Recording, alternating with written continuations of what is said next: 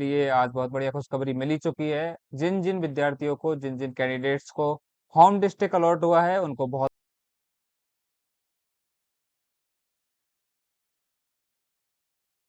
Allotment हो ही चुका है। तो इसके बाद अब जो बारी है आपकी है काउंसलिंग की। और काउंसलिंग में क्या क्या इंस्ट्रक्शंस जो हैं वो डिसाइड किए हैं विभाग ने। माध्यमिक शिक्षा विभाग ने जो है निर्देश जारी कर दिए हैं कि आपको कौन कौन से डॉक्यूमेंट बनवा के लेके जाने हैं और कहाँ पे आपको जाना है। तो जाना तो वही है जो डिस्ट्रिक्ट हेडक्वार्टर आपको मिला है। जो भी डिस्ट्रिक्ट अलॉट हुआ है उसके डिस्ट्रिक्ट हेडक्वार्टर पे आपको जाना है, रिपोर्ट करना है। और क्या क्या डॉक्यूमेंट लेके जाना है वो सारी चीजें अपन डिस्कस करेंगे इस वीडियो में, कि भाई कौन कौन से डॉक्यूमेंट है वो आपको बनवाने हैं। और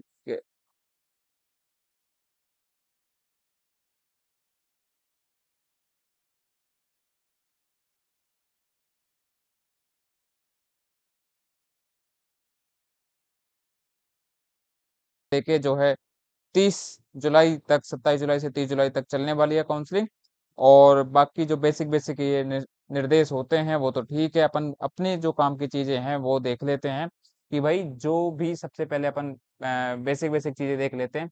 जो भी आपने आपका जो फॉर्म भरा था वो ओरिजिनल कॉपी आपकी भेजी जा रही है आपके डिस्ट्रिक्ट हेडक्वार्टर पे, जो जो डिस्ट्रिक्ट आपको अलॉट हुए हैं वहां पे। उस फॉर्म में जो जो डॉक्यूमेंट आपने लगाए थे, उन उन डॉक्यूमेंट को आप उन डॉक्यूमेंट की जो मूल प्रति है, जो मेन डॉक्यूमेंट है, आपका ओरिजिनल डॉक्यूमेंट आपको लेकर जाने हैं। और उनकी जो कॉपी है, कॉपी सेट भी तैयार करके लेके जाना है। एटलीस्ट 2 कॉपी सेट आप तैयार करें उनकी, जितने भी आपके जो भी डॉक्यूमेंट आपने लगाया है ऑनलाइन फॉर्म में, ऑनलाइन फॉर्म भरते हुए, या फिर आपने जो अभी डिटेल्ड फॉर्म, एप्लीकेशन फॉर्म जो भरा था, आपने स्क्रूटनी फॉर्म जो भरा था उसमें भी आपने लगाए होंगे, या डीबी जो करवाया था उस टाइम पे भी आपने, तो वही डॉक्यूमेंट आपको ओरिजिनल लेकर जाने हैं जब भी आप जाओगे काउंसलिंग करवाने। ठीक है। दूसरी चीज, उसी के उन्हीं डॉक्यूमेंट की आपको 2 कॉपी करवानी है, और दोनों कॉपी सत्यापित प्रति जो है आपको लेकर जानी है अपने साथ में। और बाकी आगे चीजें अपन देख लेते हैं कि आपके जो सर्टिफिकेट है वो विद इन टाइम लिमिट होने चाहिए, एक्सपायर्ड नहीं होने चाहिए। जो ओबीसी वाले हैं जिनकी टाइम लिमिट होती है, जैसे ओबीसी का एक सर्टिफिकेट होता है और एमबीसी वालों का जो सर्टिफिकेट होता है, वो भाई समय सीमा उनकी एक्सपायर नहीं हुई हो, विद इन समय सीमा के अंदर होनी चाहिए, मतलब उनकी वैधता होनी चाहिए, एक्सपायर नहीं हुए हो। इस चीज का ध्यान रखें विशेषकर। और बाकी तो तीसरा पॉइंट अपन ने देख लिया है, सारे डॉक्यूमेंट आपको लेके जाना है। तो पांचवा पॉइंट अपन देख लेते हैं कि उनका विवाह संबंधी जो शपथ पत्र है, विवाह पंजीयन जो सर्टिफिकेट है, आपका मैरिज सर्टिफिकेट है, रजिस्ट्रेशन सर्टिफिकेट है, वो भी आपको लेकर जाना है। और गर्भवती अब महिला अभ्यर्थियों के लिए जो है कार्मिक विभाग के द्वारा जारी परिपत्र कोई जो जारी किया जाता है वो लेके जाना है। वुमेन्स के लिए, गर्भवती महिलाओं के लिए जो भी परिपत्र जो कार्मिक विभाग द्वारा जारी किया जाता है वो लेके जाना है आपको। अगर अपन बात करें भाई स्वास्थ्य यानी कि मेडिकल सर्टिफिकेट की और चरित्र सत्यापन की, तो भाई मेडिकल सर्टिफिकेट आपको ज्वाइनिंग डेट जो लेटर आएगा, यानी कि अपॉइंटमेंट लेटर जो आएगा उसके डेट के बाद का आपको ज्वाइनिंग वो अपॉइंटमेंट लेटर बनो, ये जो मेडिकल सर्टिफिकेट है ये तैयार करवाना है। और पुलिस वेरिफिकेशन, 2 चीज हैं। यही 2 चीज ऐसी है जो आपको ज्वाइनिंग लेटर यानी कि अपॉइंटमेंट लेटर की डेट के बाद की होना जरूरी है। और आपको ज्वाइनिंग तभी मिलेगी जब ये 2 चीज आप लेके जाओगे ज्वाइनिंग के टाइम पे। यानी कि पहली चीज जो है वो है मेडिकल सर्टिफिकेट, वो भी आपका होना चाहिए कब का, आपका जब ज्वाइनिंग लेटर इश्यू हो जाएगा, अपॉइंटमेंट लेटर जो है जारी कर दिया जाएगा विभाग के द्वारा, उस डेट के बाद में आपको जो है आपका मेडिकल सर्टिफिकेट बनवाना है।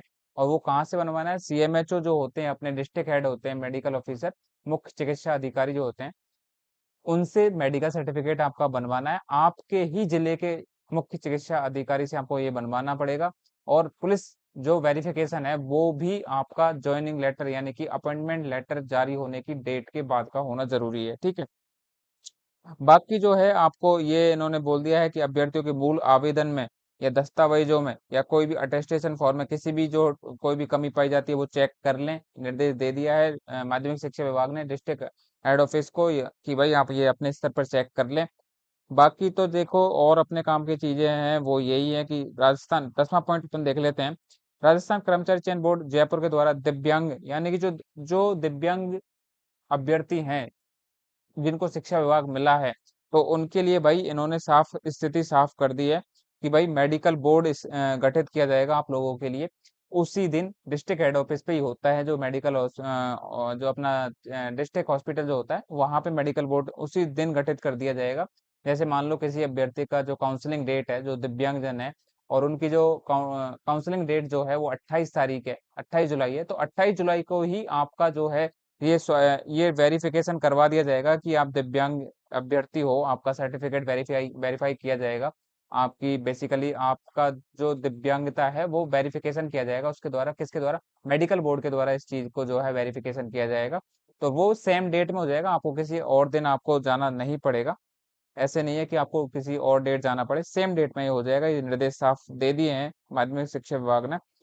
अगर अपन बात करें पॉइंट नंबर 11 की, तो चयनित अभ्यर्थी जिनके द्वारा राज्य से बाहर, अगर हाँ भाई, जो जो कैंडिडेट राजस्थान से बाहर के हैं, मान लो जो कुछ कैंडिडेट ऐसे भी है जिनका राजस्थान के बाहर के हैं और उनका सिलेक्शन हुआ है, यूपी के हैं या एमपी के हैं, कहीं के भी है, तो भाई उनके लिए इन्होंने साफ दिशा निर्देश जो जारी किए हैं वो ये है कि भाई उनकी काउंसलिंग तो करवा देंगे, आपकी काउंसलिंग तो करवा दी जाएगी, लेकिन काउंसलिंग के बाद में जो आपकी जो ज्वाइनिंग है वो तब तक स्थगित कर दी जाएगी जब तक कि आपका जो वहाँ आपका जो बोर्ड है वहां से वेरिफिकेशन कंप्लीट होके नहीं आ जाता है कि हाँ ये इनके जो डॉक्यूमेंट है वो सही है।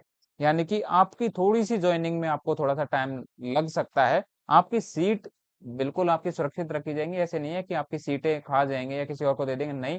आपको जो डिस्ट्रिक्ट मिला है, जो वो जो जगह मिलेगी वो आपकी सुरक्षित रहेगी, लेकिन आपकी जो ज्वाइनिंग, फाइनल ज्वाइनिंग है, वो तभी करवाई जाएगी जब आपका जो वहां से जो वेरिफिकेशन करवा दिया जाएगा, आपके जो कंसर्न बोर्ड है, जो भी, जैसे राजस्थान माध्यमिक शिक्षा बोर्ड है राजस्थान वालों के लिए, जो भी स्टेट है यूपी है, तो उनका जो शिक्षा बोर्ड है, तो वहां से जो वेरिफिकेशन हो जाएगा उसके बाद ही आपकी ज्वाइनिंग करवाई जाएगी। कुछ चीजें हैं इनके जो ये उनको दिए हैं, ये अपने काम के नहीं है वैसे, पर बेसिक अंडरस्टैंडिंग रहे तो बढ़िया है कि भाई जो डिस्ट्रिक्ट हेडक्वार्टर पे जो आपको अब काउंसलिंग करवाएंगे, तो आपको ऑफिस की जो वैकेंसी शो करेंगे कि भाई इस डिस्ट्रिक्ट में इस जगह पे इस स्कूल में इतनी इतनी वैकेंसी है, तो वो किस तरीके से शो की जाएंगी उसके बारे में इन्होंने स्थिति स्पष्ट कर दी है कि भाई मतलब किस किस तरीके से, जैसे कि कभी भी 100% जो वैकेंसी है वो शो नहीं की जाएंगी। किसी भी स्कूल में अगर वैकेंसी 10 है, तो उसका सिर्फ और सिर्फ 80 या 85%, इन्होंने 80% तक की वो रिक्ति प्रदर्शित करने का ऑप्शन दिया है। जैसे मान लो 10 सीट है, टोटल कैपेसिटी 10 की है, सैंक्शन स्ट्रेंथ जो होती है कि भाई इसमें 10 जो पोस्ट है वो सैंक्शनड है, लेकिन अब आपको शो कितनी करनी है, आपकी काउंसलिंग करवाएंगे वो सिर्फ और सिर्फ 8 पोस्टों पे। ये दिशा निर्देश है, विभाग की अपना मैनेजमेंट है, वो कैसे मैनेज करता है। इससे आपको कोई दिक्कत नहीं है कि यार आपको इससे कोई प्रॉब्लम होनी चाहिए, क्योंकि आपकी जो डिस्ट्रिक्ट मिल चुकी है वो आपको पोस्टिंग मिलेगी ही, इससे आपको कोई दिक्कत नहीं होगी, ठीक है। अब अपन बात कर लेते हैं पॉइंट नंबर 13 की, भाई पॉइंट नंबर 13 में ये जो मेरिट वाली चीजें हैं, किस अनुसार आपको वरीयता किस अनुसार दी जाएगी। तो सबसे पहले भाई पता ही है आपको, जो ये पहले भी स्थिति स्पष्ट कर दी थी कि जो दिव्यांगजन है उनको सबसे पहले प्रायोरिटी रखी जाएगी, उसके बाद में जो वुमेन है, विधवा महिलाएं हैं, उनको प्रायोरिटी रखी दी जाएगी। उसके बाद में जो परित्यक्ता महिलाएं हैं उनको प्रायोरिटी दी जाएगी। उसके बाद में जो सिंगल वुमेन है, अविवाहित है, उनको प्रायोरिटी दी जाएगी। उसके बाद में एक्स सर्विसमैन को दी जाएगी। और इन्होंने एक चीज बढ़िया किया कि मान लो किसी कोई भी पति या पत्नी में से कोई पहले से ही सर्विस है और उसी डिस्ट्रिक्ट में कहीं पे सर्विस है वो, तो अगर उनका जो पार्टनर है वो, उनका सिलेक्शन हुआ है इस भर्ती में, तो उनको प्रायोरिटी कोशिश की जाएगी कि उसी जगह पे, सेम जगह पे जो है उनकी पोस्टिंग दे दी जाए, अगर ऐसा पॉसिबल है तो। अदरवाइज तो फिर मेरिट के हिसाब से आपकी जो है पोस्टिंग दी जाएगी, आपको काउंसलिंग करवाई जाएगी।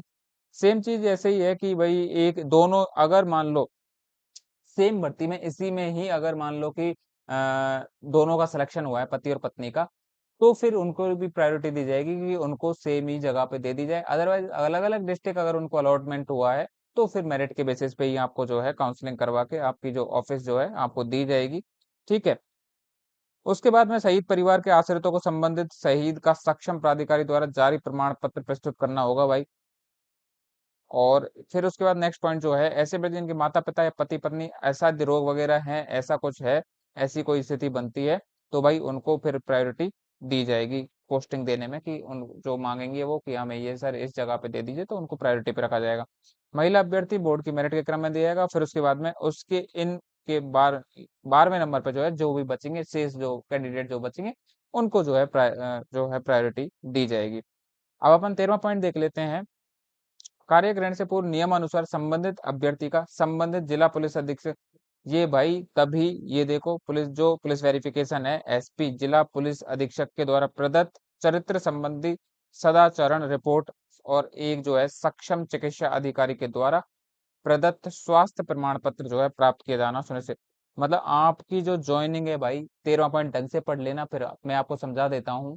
वही जो चीज हमने पहले डिस्कस करी थी, पुलिस वेरिफिकेशन एसपी साहब करेंगे, जिला जो जिला के जो एसपी होते हैं वो आपका करेंगे, और उसका जो है जब तक ये कंप्लीट नहीं होगा, ये वेरिफिकेशन नहीं किया जाएगा पुलिस वेरिफिकेशन, तब तक आपको ज्वाइनिंग नहीं दी जाएगी।